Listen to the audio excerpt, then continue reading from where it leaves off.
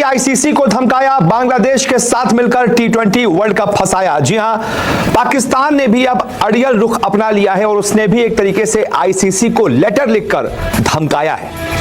यहां पर धमकी जो है कोट एंड कोट है, क्योंकि एक तरीके से कह सकते हैं सीधी धमकी नहीं है, लेकिन हां ये जो उन्होंने लिखा है और जो कहा है वो धमकी ही मानी जाएगी टी20 वर्ल्ड कप के सिनेरियो को देखते हुए। दरअसल आपको तो पता ही है कि आईसीसी का पूरा एक डेलीगेशन बांग्लादेश क्रिकेट बोर्ड को मनाने के लिए बाकायदा बांग्लादेश गया था कि भाई मान जाओ, इंडिया में अपने मैचेस खेल लो, जबरदस्ती की चीजें मत करो, जिद मत करो।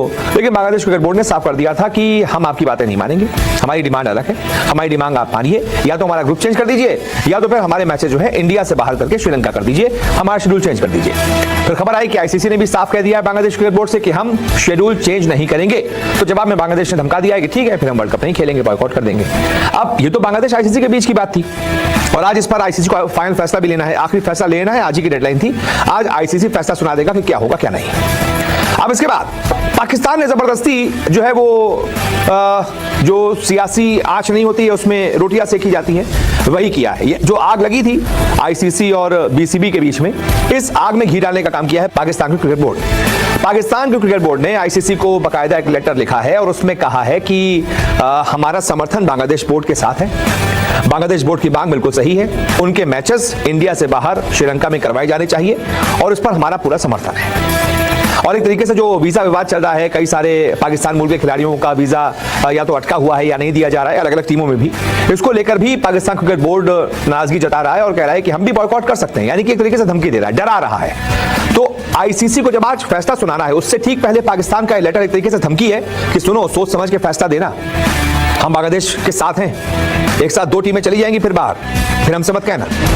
तो एक तरीके से डराना है आईसीसी को कि हम धमकी दे रहे हैं तुमको, सोच समझ के फैसला सुनाना। वो गली कुछ में नहीं होता है, वैसा ही यहां पर इतने बड़े लेवल पे भी ये लोग कर रहे हैं, डरा रहे हैं, धमका रहे हैं। अब ऐसे में देखना होगा कि आईसीसी इस बारे में क्या फैसला सुनाता है।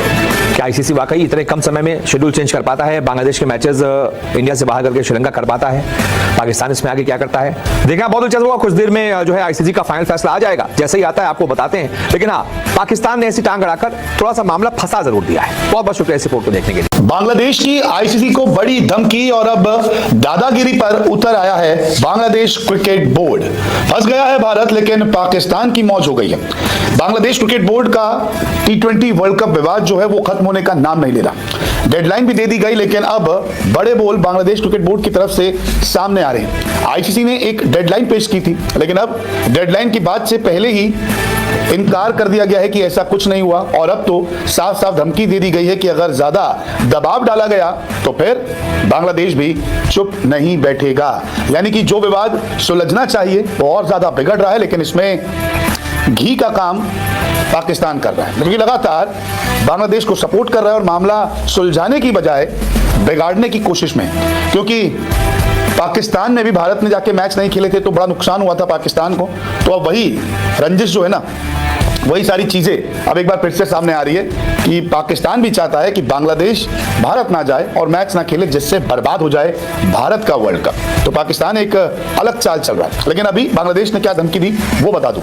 दरअसल बांग्लादेश के स्पोर्ट्स एडवाइजर का एक बहुत बड़ा बयान आया है। ये हैं आसिफ नजरुल, जिन्होंने आईसीसी को आंख दिखाई है। आईसीसी के फैसले पर चुप नहीं रहेगा बांग्लादेश। उन्होंने कहा है कि अगर ज्यादा दबाव डाला गया तो बांग्लादेश भी चुप नहीं रहेगा।